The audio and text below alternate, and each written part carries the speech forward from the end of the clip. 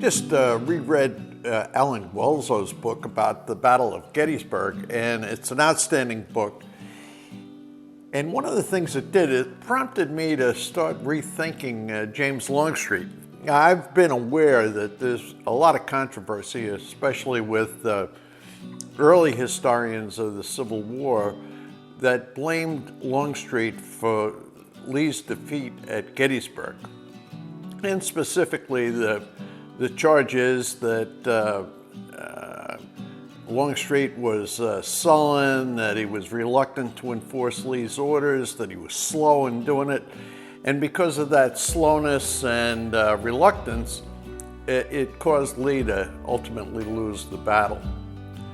And I'm not so sure that's true. The facts of Longstreet's life are pretty straightforward. He was born in South Carolina in, I think, 1821. He died in Georgia in 1902. He was a West Point graduate, and he was a Corps commander for most of the Civil War. He fought in practically all the battles that the Army of Northern Virginia engaged in, and he was also out west in Braxton Bragg's army. Now, his performance in most of those battles was, quite frankly, outstanding. Whether it was during the Peninsula Campaign, at Second Bull Run, at Antietam, at Chickamauga, in the Battle of the Wilderness. He was really very, very good. In fact, some people say he was the best Corps commander in either the North or the South. But let's take a look at Gettysburg. Now, the specific issues concerning him have to do with whether, before Lee started the campaign, if Longstreet, insisted that in Lee's invasion of the North that he engage in only defensive battles. Quite frankly, I find it hard to believe that Lee would agree to something like that, and I know that Longstreet claims that he did, and that Gettysburg was a violation of that agreement. The reason I don't see it is because it seems sort of out of character for Lee at that stage of the war.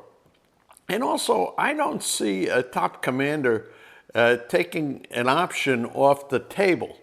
I think what he's going to do is he's going to deal with the situation that he finds and exploit any opportunity that he gets. Now, the other charge that Longstreet was sullen and reluctant and slow, I think is, quite frankly, unfounded. The disagreement between Lee and Longstreet tactically was that Longstreet wanted to circle around behind the Round Tops and come up at behind the Union Army. Lee, on the other hand, wanted to press the attack on Cemetery Hill, which is where he thought the main Union force was.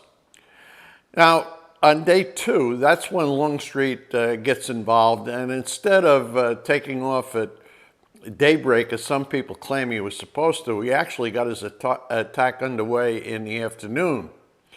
And quite frankly, the fact is that he came within an ace of taking Cemetery Hill, came really close. And it was because he came close that Lee decided the next day to press the attack with Pickett's charge and employing mostly Longstreet, but also part of A.P. Hill's corps. And of course, Pickett's charge failed, and ultimately the Confederates had to leave the field. Why did the South lose the Battle of Gettysburg? Well, they had some problems, and the Union had similar ones. One problem was that neither army was fully in place when the battle started. Lee's troops were strung out all over the place to the west of Gettysburg, and the Union Army was strung out to the east and south of Gettysburg. And it took them the 3 days of the battle to get everybody in place and fighting. The second issue is that there were command problems in both armies. On the one hand, Stonewall Jackson had died 9 days before, and when Lee reorganized the Army to take account of that fact, he had two new Corps commanders in place, A.P. Hill and Richard Ewell, neither of whom actually had commanded a Corps before. They were brand new at this job. Now, on the Union side, Meade had just been placed in charge of the Union Army. He took over after Lincoln fired Joe Hooker. On the Army of Northern Virginia side, there were a lot of little personal rivalries between the various generals and officers who were involved. And on the Union side, they had a comparable issue. Namely, you had a bunch of Corps commanders who were totally pro-McClellan, and other guys who weren't pro-McClellan. So there was all kinds of disruption on both sides of the equation. Now, why did Lee lose? I don't know. It's hard to say. Maybe he should have waited for all his forces to be consolidated. Maybe Jeb Stuart shouldn't have taken a powder. I don't know. I mean, the reality is, if you study enough military history, you realize that all these commanders, famous ones, make mistakes. They're just not perfect. And, there were problems with communication, with understanding topography. And as Eisenhower once said, no plan, no matter how perfect it is going to survive the first contact with the enemy. So the reality, the Union won Gettysburg. They got more people there more quickly and better deployed than Lee did. And, as big a defeat as Gettysburg was, it certainly didn't come anywhere near ending the Civil War. Do you hang this on James Longstreet? For my part, I don't think so. I'll tell you what you could do is read Guelzo's book. It's excellent if you're interested at all in military history. And also, it's worth your while to visit the battlefield. It's a beautiful, beautiful visit.